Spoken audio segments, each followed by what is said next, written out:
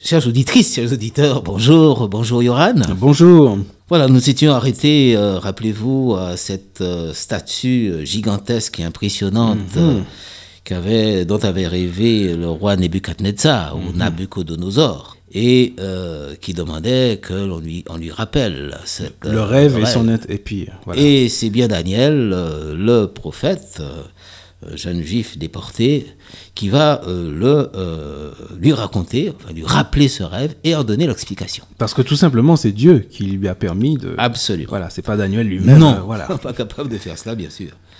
Eh bien, nous étions arrêtés à la tête d'or. Et cette tête d'or, décrite au verset 37... Et 38, oui. 38, tu peux peut-être relire ce passage. Ok. Ô roi, tu es le roi des rois, car le Dieu du ciel t'a donné la royauté, la puissance, la force et la gloire. Il t'a livré les hommes, les animaux sauvages et les oiseaux du ciel, où qu'ils habitent, et il t'a fait dominer sur eux. C'est toi qui es la tête d'or. Donc, c'est bien donc Nebuchadnezzar que représente cette tête d'or, plus exactement le royaume babylonien. Voilà. Peut-être faudrait-il rappeler que ce royaume a pris naissance en 605 dans toute sa gloire, je dirais. C'est-à-dire en tant qu'empire, quoi. En tant qu'empire, parce que ce royaume avait déjà été...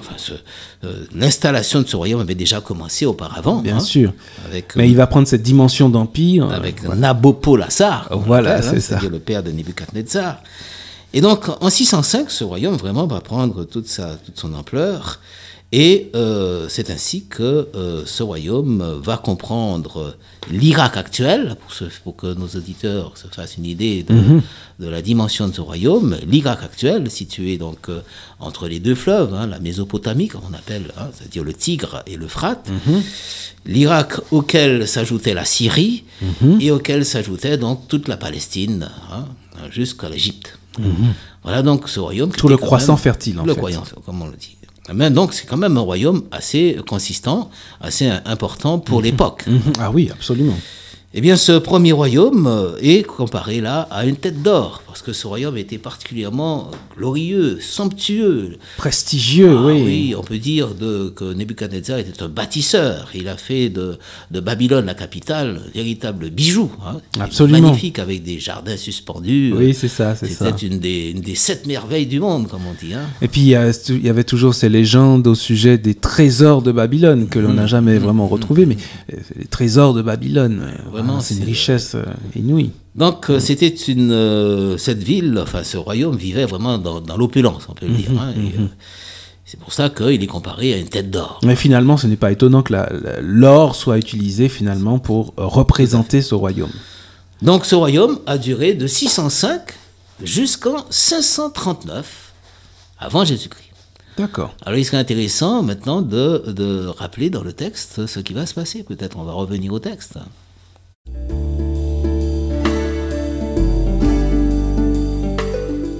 Donc, verset 39. Après toi s'élèvera un autre royaume, moindre que le tien. Voilà. Donc après toi s'élèvera un autre royaume. Donc après l'Empire babylonien. Après l'Empire babylonien. Et là, nous constatons là que Daniel va prévoir, Dieu, à travers Daniel, va prévoir la fin de cet Empire babylonien. Et celui qui suivra Et on dit qu'il sera moindre. Il sera moindre. On va voir si l'histoire confirme ça ou pas. Quel a été l'empire qui a succédé à l'empire babylonien? Donc c'est l'argent là cette fois. Oui, on passe de l'or à l'argent. Voilà, la poitrine d'argent. Poitrine d'argent, voilà. Et cette poitrine d'argent représente tout simplement l'empire perse. C'est ça. Et celui qui a entrepris cette conquête, eh bien, c'était Cyrus le Perse. C'était des Médo-Perses. Il y avait donc les Perses. Et puis les Mèdes, c'était en fait deux peuples cousins, si on peut dire, très proches. Et Cyrus va s'attaquer à ce monstre babylonien. Oui. Mais comment interpréter cette parole, il sera moindre que le tien? Peut-être qu'il n'aura pas la gloire, peut-être de Babylone. Je crois que c'est surtout cela. Voilà, le prestige tout à fait, de Babylone. C'est vrai que l'empire médo-perse était un empire très efficace en termes de commerce, puisque on n'a pas de cartes là, puisqu'on est à la radio, mais sur les cartes, on voit que beaucoup de routes, des épices, de l'or, etc., passaient par par la Perse. Et donc les Perses... qui venaient d'Orient, notamment. Voilà, c'est ça. Et les Perses contrôlaient ces routes, et donc leur empire s'est étendu en s'appuyant sur ce commerce, mais ils n'avaient pas le prestige de Babylone. Tout à fait. Au fil de l'écriture, Fred et Yoran, sur Parole de Vie, la radio chrétienne de la Côte d'Émeraude. Donc, je ne sais pas si ce serait peut-être intéressant de simplement rappeler à nos auditeurs et auditrices que la conquête de Babylone ne s'est pas faite sans mal, parce que Babylone avait des murailles considérables, 40 mètres de hauteur, une double muraille d'ailleurs, une muraille autour de la ville même, et puis une muraille autour des champs qui entouraient la ville. Une double muraille de 40 mètres de haut et de 14 mètres de large. C'est colossal. Inimaginable. Donc imprenable. Et c'est par stratagème que Cyrus a pu pénétrer dans la ville. Il a asséché en détournant en amont l'Euphrate. Et parce que l'Euphrate traversait la ville. Et passait sous les murailles. Donc en fait, la ville pouvait tenir un siège pendant l'éternité. Voilà, ça fait de quoi boire, ça fait de quoi manger. Voilà, c'est ça. Et donc, c'est ce qui s'est passé. Il a détourné l'Euphrate de son cours normal, ce qui a permis aux soldats de passer par les soupirails. Oui, c'est ça. Le fleuve ayant baissé, donc ils pouvaient passer vraiment à pied. Vraiment. Et c'est ainsi qu'ils ont envahi le Babylone. Mais comment comprendre ce choix de l'argent, la poitrine d'argent, là, nous sommes donc à la poitrine d'argent, pour représenter les Mèdes et les Perses. Moi, j'ai un élément peut-être à apporter. On sait que les Mèdes et les Perses ont été parmi les premiers à frapper des pièces de monnaie. Des pièces de monnaie en argent, justement. Et c'est vrai que ça fait écho à ce métal, l'argent, qui représente des éléments comme ça qui font des échos par rapport à l'histoire, finalement, de ces royaumes. Et toujours en sachant que ça a été prédit. C'était en prévision. Exactement. Daniel vit toujours en 605. Voilà. Et il est en train tout simplement de rappeler, de prévoir ce royaume qu'il ne connaissait pas encore. Exactement. Et là, on voit toute la force de la prophétie biblique. Absolument. N'est-ce pas ? Donc, la crédibilité de la Bible est clairement exprimée là. À savoir que Dieu voit l'avenir et décrit parfaitement des faits et des détails de l'histoire qui ne pouvaient qu'échapper, dont Daniel ne pouvait pas avoir connaissance. Bien sûr.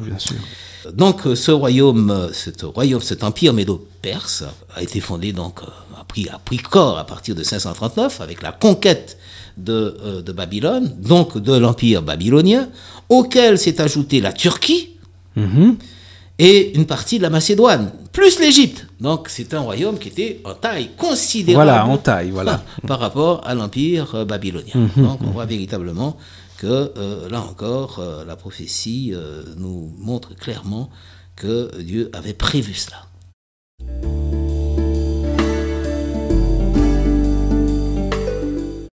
Continuons avec le troisième empire. Alors verset 39. Puis un troisième royaume qui sera de bronze et qui dominera sur toute la terre. Voilà, voici ce troisième empire. Troisième métal. Troisième métal qui est annoncé comme dominant la terre et comme remplaçant cet empire médo-perse. Alors l'histoire nous dit quoi ? Il faut consulter l'histoire. Et que nous dit l'histoire ? Eh bien, l'histoire nous dit que l'empire grec. Que cet empire perse va être vaincu, ce monstre perse va être vaincu par un empire ultra rapide. Un jeune premier qui va arriver. Du type TGV. Voilà. Dont l'armée se déplaçait à une cadence infernale. Et c'est cette rapidité qui a vaincu cette armée médo-perse qui était était supérieure en nombre. Et ce général célèbre, était tout simplement donc Alexandre le Grand. Alexandre le Grand, qu'on a appelé le Grand, oui, qui a fait rêver bien des chefs militaires après lui. Macédonien, gréco-macédonien, il va unir, son père va unir... Philippe de Macédoine. Va unir la Macédoine à la Grèce. Et c'est en partant de cela, de ce royaume, en fait, gréco-macédonien, que Alexandre va, avec la rapidité de l'éclair, conquérir tout l'empire médo-perse. 3 ans et demi, c'est fulgurant. Donc tout l'empire médo-perse, plus il va aller encore plus loin, et il va... Aux confins de l'Inde, quoi. Carrément. Ce sont ces soldats qui l'ont arrêté. Écoute, tu peux continuer tout seul si tu veux, mais nous arrêtons.